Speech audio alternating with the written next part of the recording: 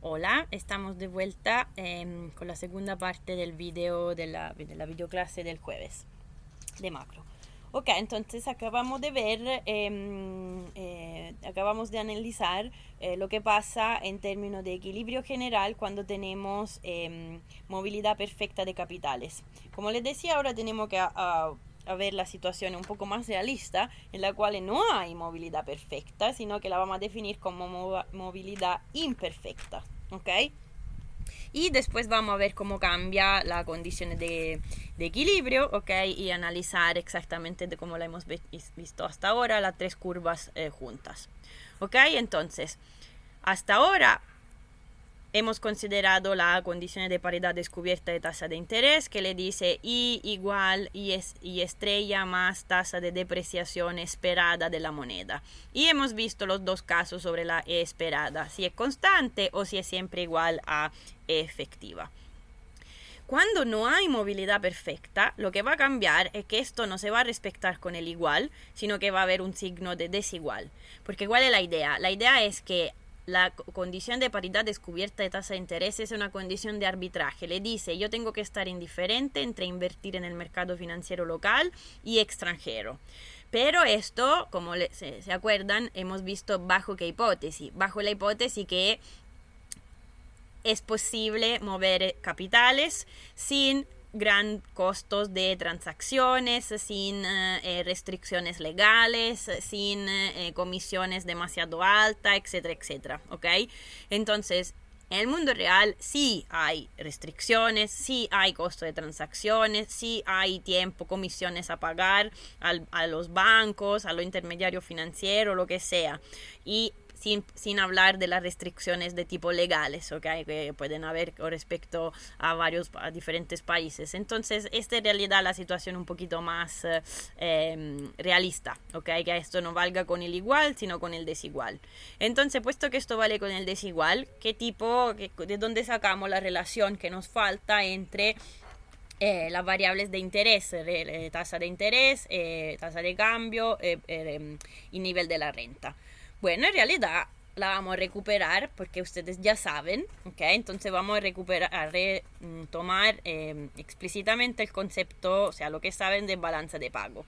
La balanza de pago nos dice, simplificando, o sea, nos dice que cuenta corriente más cuenta financiera y cuenta capitales, que aquí llamo directamente solamente cuenta financiera, ok, tiene que ser siempre darle cero. O sea, por definición, en una balanza significa que cualquier transacción tiene que estar registrada, por lo cual la suma de todo lo que está en la cuenta corriente, lo que está en la cuenta financiera, le tiene que dar cero. En la cuenta corriente hay la balanza comercial más la renta de los factores, pero como les decía, y otras transferencias, pero como les decía, nosotros esto no lo modelizamos, por lo cual aproximamos, aunque no es correcto totalmente, pero aproximamos la cuenta corriente con la balanza comercial, o sea, las exportaciones y importaciones de bienes y servicios, ¿ok? Entonces, cuenta corriente en realidad para nosotros es NX o XN, yo voy cambiando, no sé por qué no soy consistente, o sea, exportaciones netas de bienes y servicios, que depende de lo que ya saben. Y la cuenta financiera nos dice lo que pasa en términos de flujos de capital. Entonces, FC, la notación aquí es XN, exportaciones netas, o sea, balanza comercial, más flujos de capitales. Puesto flujo por supuesto, ya saben, si la balanza comercial está en positivo, si yo tengo un superávit, significa que tengo flujos de capitales negativo para que todo esto me dé igual a cero, o sea, el país está prestando al extranjero, lo que hemos visto que ha hecho China en los últimos 20 años, ¿ok? Tiene balanza comercial, en particular tenía en el gráfico le mostraba la cuenta corriente positiva, o sea, cuenta financiera tiene que estar, o sea, flujo de capitales en negativo, o sea, en salida. Un país como Estados Unidos, así tiene balanza comercial, mejor dicho, cuenta corriente negativa, significa que tiene cuenta financiera, o sea, flujos de capitales positivos, capitales que entran al país, o sea, se está endeudando. Capitales que entran es porque los inversionistas extranjeros, no sé, Banco Central de China compra títulos de deuda del gobierno de Estados Unidos. Entonces el Banco Central de China tiene papeles o escritura que dicen el gobierno de Estados Unidos pagará X plata en X tiempo. ¿Okay? Esto es el concepto. Ahora, entonces la cosa importante a comprender es esta. Los flujos de capitales dependen de cosas que ustedes ya conocen. O sea, dependen de I estrella y de la depreciación esperada. ¿Por qué con estos signos? O sea, la idea es, si la tasa de interés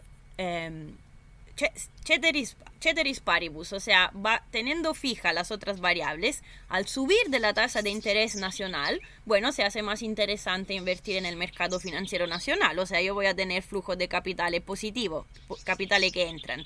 Aquí hay un menos, porque si la tasa de interés al extranjero es más alta, yo voy a tener interés a invertir afuera, o sea, voy a observar flujos de capitales negativos, capitales que salen de Chile y se van al extranjero. Y misma cosa aquí en términos de la tasa de depreciación esperado, o sea, si esto mayor es esto, todo esto que está aquí dentro, significa que mayor yo pienso que va a ser la depreciación, porque E esperado menos E. Si E esperado es mayor que E, significa que yo pienso que mañana el peso va a valer menos, o sea, se va a depreciar. Entonces, más se deprecia la moneda nacional, menos es interesante tener un título. Tipo, si yo compro un título de gobierno, un título de deuda del gobierno de Chile, me va a pagar me va a pagar una tasa de un interés, un rendimiento en pesos. Pero si yo pienso que el peso mañana va a valer nada, porque se va a depreciar mucho, es menos interesante invertir en el mercado financiero local, ¿ok? Por lo cual aquí entra con un menos. De aquí en adelante, a este FC, a estos flujos de capitales, le vamos a dar una forma funcional específica. ¿Por qué? Vamos a perder un poco en generalidad, pero vamos a ganar en términos de facilidad de análisis. Entonces, puede ser que en otros libros, por ejemplo en el de Gregorio, lo encuentran escrito simplemente así: flujos de capitales que dependen de estas tres variables. Mientras que yo aquí le voy a dar una forma funcional específica y va a ser una constante, K, un factor que multiplica I menos I estrella menos la depreciación esperada. O sea, básicamente esta expresión. Entonces, o sea, lo que viene de la condición de paridad descubierta es la tasa de interés. Ok, esta es la U. Como ven, cuando vale la condición de paridad descubierta, porque tenemos movilidad perfecta de capitales, aquí dentro hay cero, porque I va a ser exactamente igual a I estrella menos más la depreciación esperada. Pero si no vale, porque aquí hay un desigual, esto que está aquí dentro no es cero, ¿ok? Entonces K que multiplica. Y este K nos va a servir para representar cuánto es importante la libertad, o sea, cuánta movilidad hay en términos de flujos de capitales. Porque ¿cuál es la lógica? Imagínense que K tiende a cero, ¿ok? ¿Qué estábamos diciendo? Sí. Entonces la expresión de los flujos de capitales. Tenemos una forma funcional precisa, específica, que nos dice una constante, un cierto factor K, que multiplica la diferencia entre I y la I estrella más la depreciación esperada. O sea, I menos I estrella menos la depreciación esperada. Y este K representa lo que es el nivel de movilidad de los capitales. O sea, imagínense, aquí tenemos un extremo. Imagínense que K tiende a cero. O sea, me dice, aunque por ejemplo lo que está en paréntesis sea muy elevado, positivo, o sea, si I es mayor que I estrella más la depreciación esperada, ¿okay? Entonces partimos de la expresión de la UIP que tenemos aquí, en movilidad imperfecta, o sea, no vale más el igual, sino que tenemos un desigual. Imagínense que aquí hay un mayor, ¿ok? Y es mucho más mayor que Y estrella más la depreciación esperada. ¿Okay? Si aquí dentro hay algo positivo, yo debería observar flujos de capitales positivos. Pero si en realidad hay algunas restricciones, normas de ley que hacen que es imposible mover los capitales, como por ejemplo en Argentina, entonces esto flujo, aunque Y sea mayor que Y estrella más la depreciación esperada, voy a tener flujos de capitales cero, porque cualquier cosa está aquí dentro de la paréntesis multiplicado por 0 me da 0. ¿Ok? Al otro extremo, piensen acá que tiende al infinito, o sea, un número muy elevado. Le dice que cualquier diferencia mínima, o sea, si Y es un poquito más grande, más alto que Y estrella más la depreciación esperada, o si la tasa de interés es un poquito más chica de la tasa de interés al extranjero más la depreciación esperada, cualquier cosa aquí dentro, la paréntesis multiplicada por un factor muy elevado, me da flujos de capitales muy importante. ¿Ok? Entonces K representa el nivel de movilidad. Cuando K es muy alto, se implica que los flujos de capitales, que hay alta movilidad, básicamente, porque hay alta movilidad, en el sentido que los capitales se pueden mover, entonces hay flujos importantes, mientras cuando K tiende a 0, los flujos de capitales son muy chicos, en el sentido que entonces esto es debido a presencia de costo de transacciones, restricciones legales, etc. ¿Okay? Entonces, ¿cómo se representa? Entonces, dámosle también una forma funcional a la cuenta corriente, a la balanza comercial, mejor a NX, usamos esta y representámosla en nuestro gráfico, ¿ok? En todo caso, estos son las slides, las slides que se llaman clase módulo 1C 2020, ¿ok? Todo esto ya lo tienen en Canvas. Ok, entonces queremos representar, esta es la curva que queremos representar, es la curva que llamamos BP, curva BP, y si ven aquí hay una relación entre entran las variables endógenas de las cuales ¿cómo se dice? Que son objeto de estudio, tasa de cambio, nivel de la renta, nivel de la tasa de interés y de nuevo tasa de cambio. Aquí es epsilon y aquí es E, pero una vez más para nosotros da lo mismo epsilon o E, porque no nos ocupa, consideramos los deflatores del PIB fijos, ¿ok? Entonces, simplemente en palabra, ¿qué tipo de relación es esta si yo la quiero representar en el espacio YI? ¿Ok? Entonces, lo que le quiero decir es, aquí tenemos, perdón, no le abrí la lámina, NX más flujos de capitales que dependen de Y estrella y la depreciación esperada.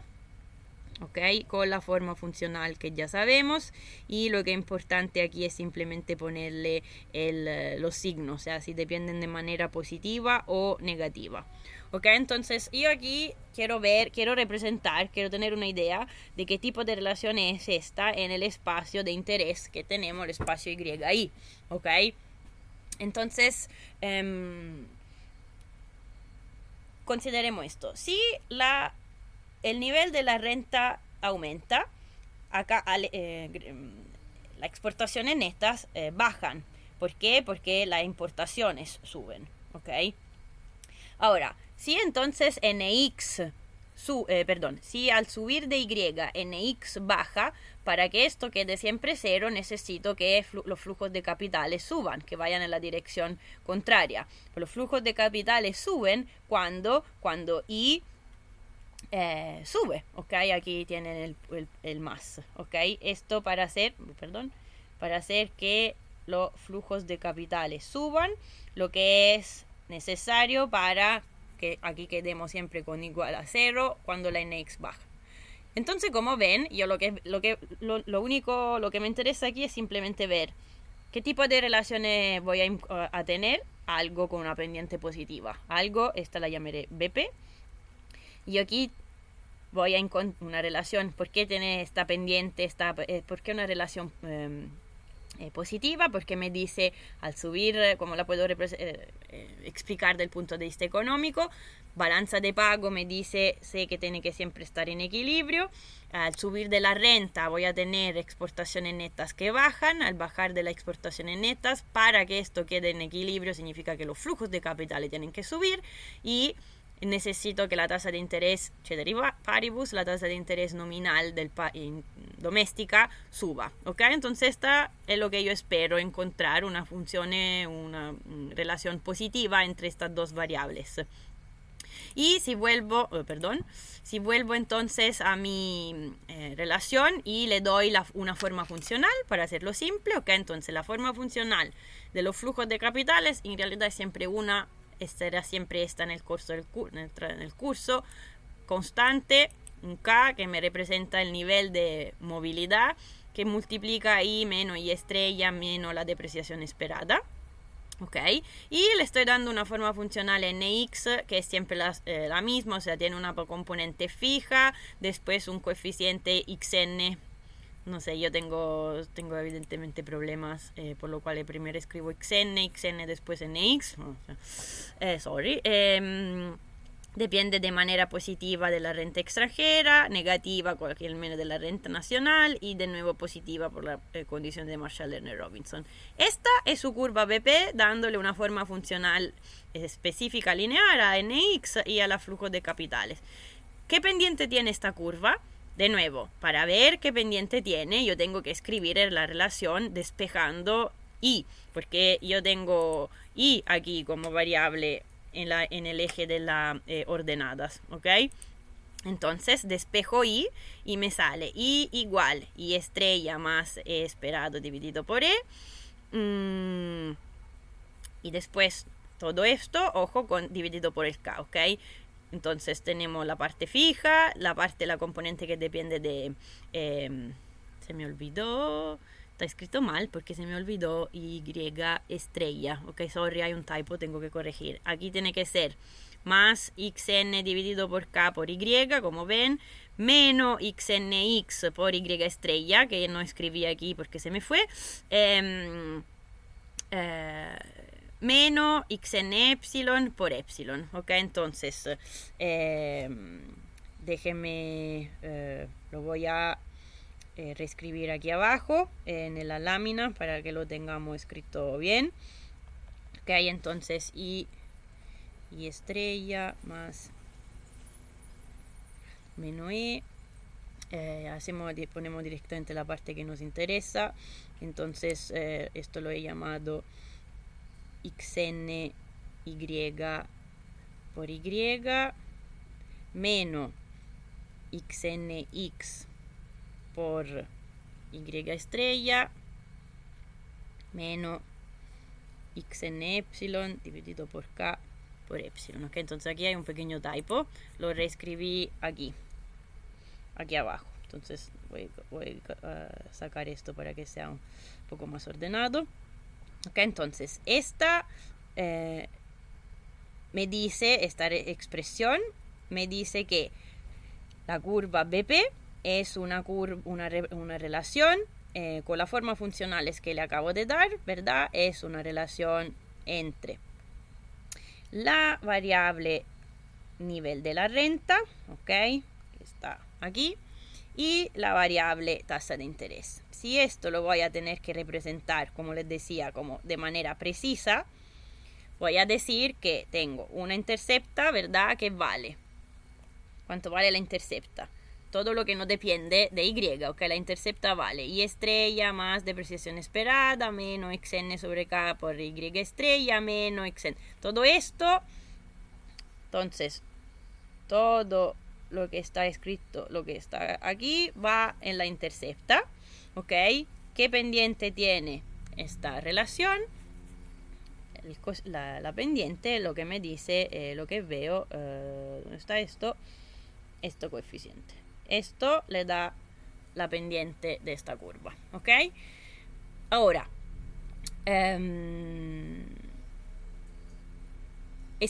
veamos el caso de movilidad perfecta, cómo se puede representar aquí dentro. Como le he dicho, el nivel de movilidad lo representamos a través de este coeficiente que hemos llamado K, ¿verdad? Lo que tienen aquí abajo. Se dan cuenta que en situaciones de movilidad perfecta hemos representado la movilidad perfecta con el coeficiente K que tiende a infinito, ¿ok? ¿De dónde sale esto? Del hecho que aquí decíamos, cuando K es muy alto, cualquier diferencia mínima entre la tasa de interés y I estrella más la depreciazione sperata, quindi differenza entre, esto es como estoy diciendo I meno, abro paréntesis, I estrella más, ¿ok? Para comprendernos. Si K tiende a infinito, tengo flujos de capitales muy elevados, o sea, movilidad muy alta. K que tiende a infinito es movilidad perfecta. K que tiende a cero es movilidad cero, ¿ok? Entonces, una situación en la cual K es alto, o sea, el extremo que K tiende a infinito, que sería lo que hemos llamado movilidad perfecta. ¿Qué significa? Bueno, si K tiende a infinito, este cociente, todos estos cocientes tienden a cero, ¿verdad? Porque el denominador es muy alto, tiende a infinito y entonces todo el cociente tiende a cero. Esto significa que quedamos con I igual I estrella más la depreciación esperada. O sea, básicamente yo aquí voy a empezar a poder decirle, esta es la curva BP cuando K tiende a infinito. Después voy a tener situaciones, déjenme borrar esto, que las situaciones que ustedes ya conocen. Después tengo una situación intermedia, esta en la cual básicamente le estoy diciendo que K está entre 0 y infinito, ¿ok? Entonces escribimoslo así. Y después tengo la otra situación extrema. La otra situación extrema sería que K tiende a cero, ¿ok? Cuando K tiende a cero, ¿qué tipo de relación voy a tener en términos de la curva BP? Vamos a verlo. Miren, cuando K tiende a cero, aquí tengo 0 que multiplica, todo esto va a 0. O sea, cuando K tiende a 0, yo me encuentro con una situación que me dice exportaciones netas tienen que ser igual a 0. O sea, básicamente yo tengo una expresión que me dice Y es igual a algo, algún valor. ¿Sí? ¿Se dan cuenta? O sea, lo voy a escribir en una lámina para que sea más claro. Entonces, perdón. Aquí tenemos xn x por y estrella más xn y por y, perdón, esto es menos, más xn epsilon por epsilon, y estas son su nx, ¿ok? Más tenemos k que multiplica y escribimoslo así para decirle lo que yo siempre le digo, le estoy escribiendo y estrella más tasa de depreciación esperada, ¿ok? Todo esto tiene que ser igual a 0. Cuando K tiende a 0, significa que todo lo que está aquí básicamente es 0. Entonces ustedes se encuentran con una situación que le dice, ¿y cuánto vale la renta? Nivel de equilibrio. Bueno, el nivel de la renta es igual a xn x y estrella más xn epsilon por epsilon, todo dividido xn y. O sea, básicamente le estoy diciendo, si me dan el valor de y estrella y de epsilon, yo le digo cuánto vale y. O sea, si yo esto lo tengo que representar en el espacio y, le estoy diciendo, ¿depende de y esta relación? No, le está diciendo y igual un número. ¿Cuánto?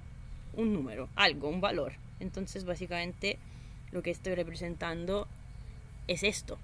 Esta sería su BP en su versión extrema cuando K tiende a 0. ¿Ok? Esto es el valor, en este caso, exactamente lo que tienen el valor de Y de equilibrio, que es, llamámoslo YH. esto es el valor de YH. ¿Se entiende? Así que básicamente tenemos tres casos. Tenemos el caso extremo de la curva BP cuando K tiende a 0. El caso extremo de movilidad, esto significa movilidad cero, imposible sacar o entrar capital en este país. El caso extremo de perfecta movilidad, que se representa con un coeficiente K muy alto, o sea, paciente que tiende a infinito. Esto nos representa el caso de movilidad perfecta. Y los casos intermedios, decimos de movilidad imperfecta, que no es ni perfecta ni cero, que son BP con pendiente positiva, ¿ok? Y por supuesto que mayor es la pendiente, o sea, si yo le muestro dos curvas BP, decimos esta la llamo BP2 y esta en morado es la BP1, se dan cuenta que la BP1 tiene movilidad, le está representando una situación de movilidad de capitales más alta que la situación de BP2, porque la BP1 es menos pendiente, o sea, significa que esto coeficiente aquí es más chico y esto deriva del hecho que cae más alto. ¿Ok? Entonces, si yo le muestro dos curvas BP, una más pendiente que la otra, entonces más pendiente, con pendiente más alta la curva BP, menor es el nivel de movilidad de capitales. ¿Ok? Esto es importante por lo que vamos a ver en el curso. Ok, entonces volviendo a nuestras slides, aquí